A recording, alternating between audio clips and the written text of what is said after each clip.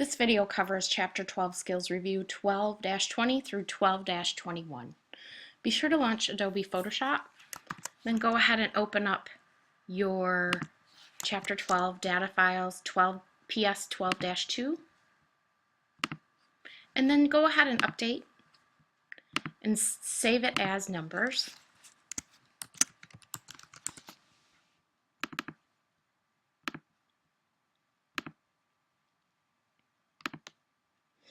Okay, rasterize the numbers type layer. So as you see, there's a T here. You have to go ahead and layer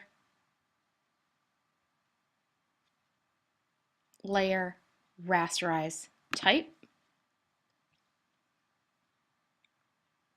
And then click to the Move tool.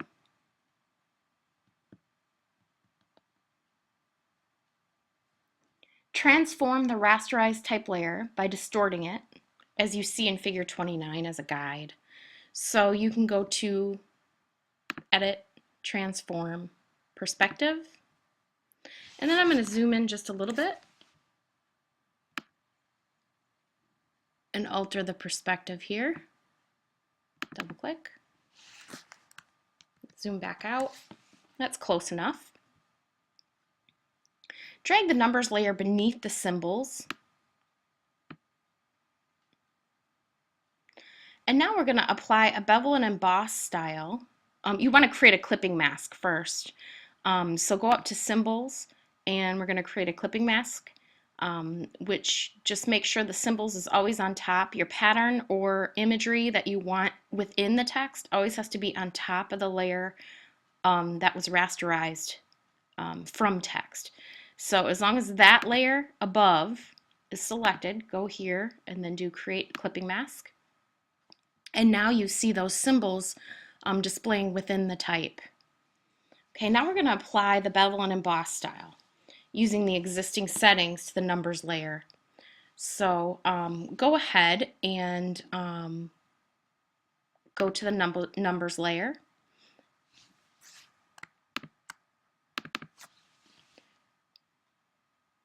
Bevel and emboss, and let it just default. Say OK.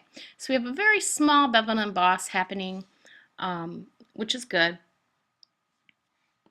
And now save your work, Control S. Make the man layer active. Click the Freeform Pen Tool on the Tools panel. The Freeform Pen Tool is located underneath the Pen Tool, so make sure you can distinguish the difference. It's here. And now verify that the path is selected in the Pick Tool Mode list, which is up here, the top. And then the magnetic checkbox is selected. Open the Paths panel, right here. Trace the figure, not the shadow.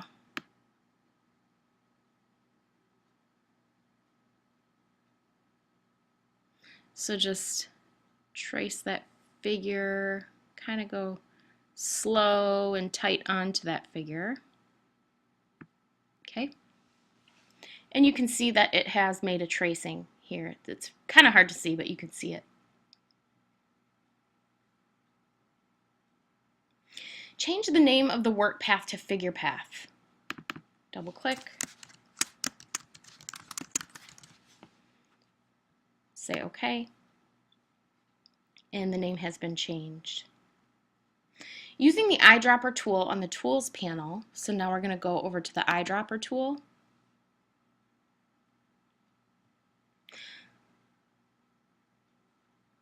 We want to sample dark red using the Swatches panel. So if you hover over, you can see that this would be dark red. You want to sample that. We sampled it. It was brought into the fill, which is good. Fill the path with the foreground color. So in order to get that selection selected in order to fill it, you want to Control-click on the path, and then you're going to want to Alt-delete to fill. Those are the quick command keys. So I've now filled my figure with that dark red color.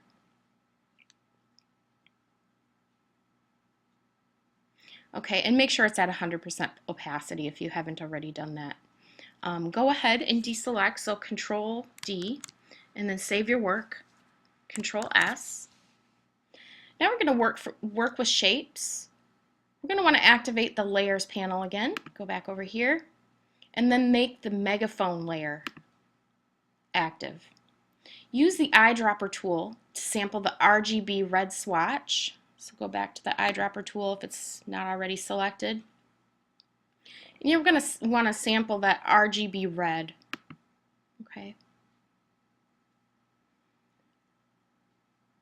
Click the Custom Shape tool on the Tools panel, and that is located underneath the ellipse or the rectangle shape tool. It's the very bottom, Custom Shape tool. And some of the things you want listed up here in the control bar are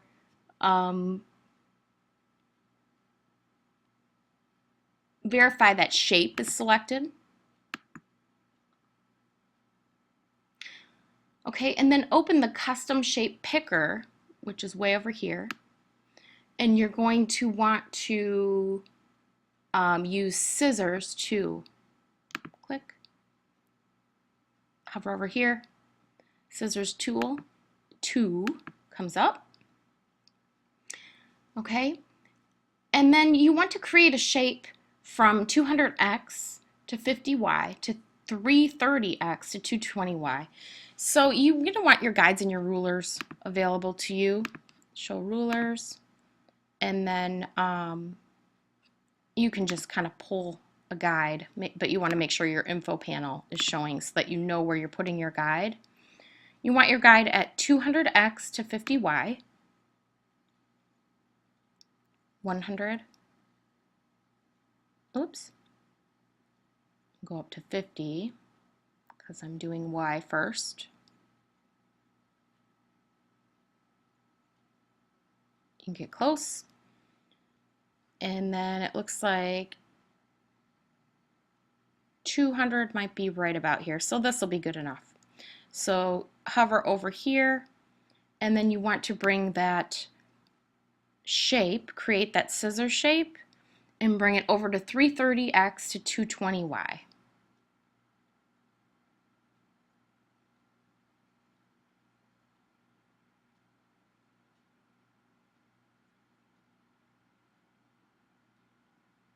Okay, that's close enough there.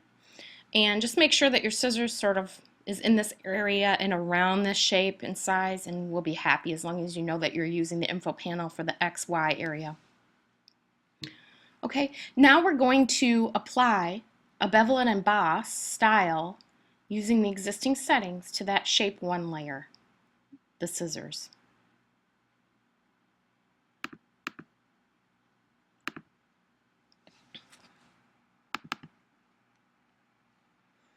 Okay, there we go. Double click the layer. We want to bevel emboss, allow it to default, and then say OK. And we have that small little bevel and emboss happening here. And then save your layer, or save your file, Control S. Now we're going to convert paths and selections, so make the megaphone layer active. Hide the backdrop, numbers, and shape 1. You want to hide those layers. Using the magnetic lasso tool to select the megaphone, okay, so now we want to go to that magnetic lasso tool, which is located under the lasso tool, okay, and you want to look at having a 0 feather, a 0 pixel feather. The width should be about 5 pixels, contrast 10 for the edge, okay, and then go ahead and you want to select the megaphone. Whoops, I'm deleting that. I want to draw around here, and again, it doesn't have to be perfect. You're getting to know these tools.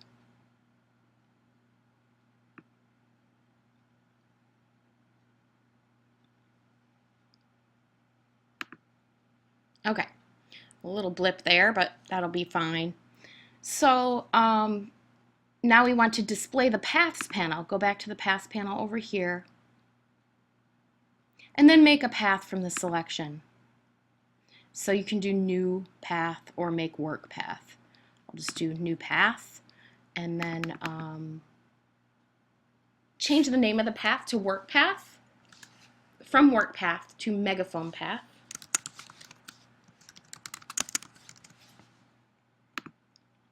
There we go.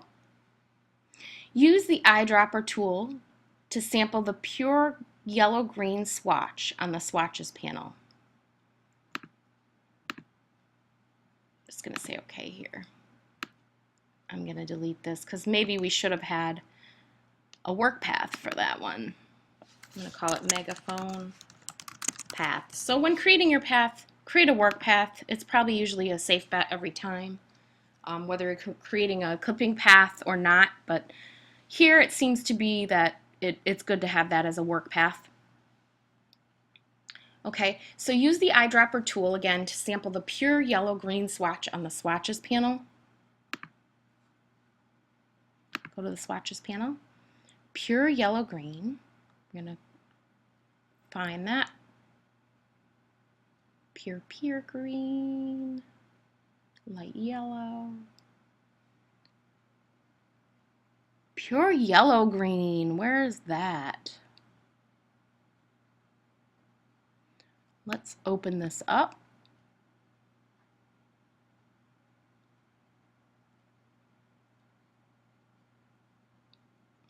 Yellow, light pea green, pure pea green, dark pea green, yeah, dark yellow.